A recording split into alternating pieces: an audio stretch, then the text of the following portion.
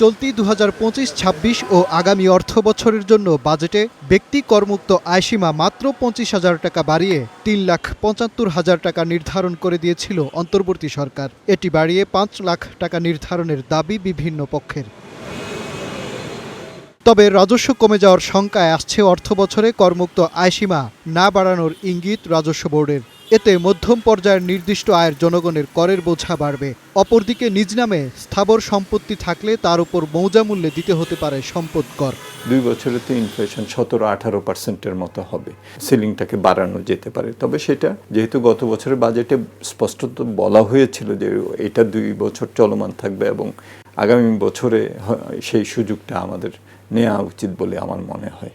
কর কাঠামো বিশ্লেষণ করে দেখা গেছে, আগে বার্ষিক আয়ের উপর করদাতাকে 7টি ধাপে আয়কর দিতে হতো। নতুন অর্থ বছরে এই ধাপ 6টিতে নামিয়ে আনা হচ্ছে। এতে বাড়বে করদাতার বোঝা। আগের কর কাঠামোতে একজন বেতনভুক্ত মধ্যম আয়ের কোনো ব্যক্তি যদি বছরে 7 লাখ টাকা আয় করেন, সেক্ষেত্রে তার কর আসত 6,600 টাকা। নতুন কাঠামোয় এর পরিমাণ বেড়ে হবে 9,100 টাকা।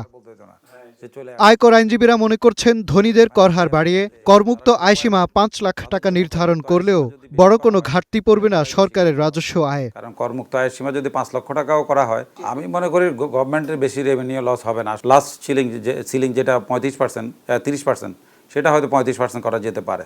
করমুক্ত আয়সীমা 5 লাখ টাকা করার পক্ষে ব্যবসায়ীরাও। তবে সর্বোচ্চ কর হার না বাড়িয়ে বরং করজাল বাড়ানোর পরামর্শ তাদের। 5 লাখ টাকা যদি করেন, সেটা আমাদের যেটা অবশ্যই প্রাইভেট সেক্টর থেকে ডিমান্ড, কারণ এখন প্রত্যেকেই কিন্তু নিজের ঘর ভেঙে অথবা পুঁজি ভেঙে অথবা ধার করে তার সংসার চালাচ্ছে। 35% আপনি বাড়াতে পারেন, ওই পিছন দিক দিয়ে আবার ব্যাকডোর আন্ডারস্ট্যান্ডিং হয়ে যায়, তাহলে কিন্তু এই জিনিসটা কোনোভাবেই লাভ নিয়ে আসবে না। মূল্যস্ফীতির বাজারে মধ্য আয়ের মানুষের উপর যাতে চাপ না বাড়ে এমন কর হার নির্ধারণের পরামর্শ অর্থনীতিবিদদের। কম আয়ের মানুষ আছেন, তাদের উপরে যাতে চাপটা কম পড়ে, যারা বেশি আয় করে থাকেন তাদের কাছ থেকেই বেশিটা আদায় করে এটা পুনর্বন্টন।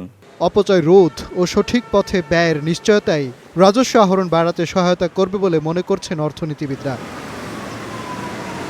মাজহার মাহবুব, স্টার নিউজ, ঢাকা।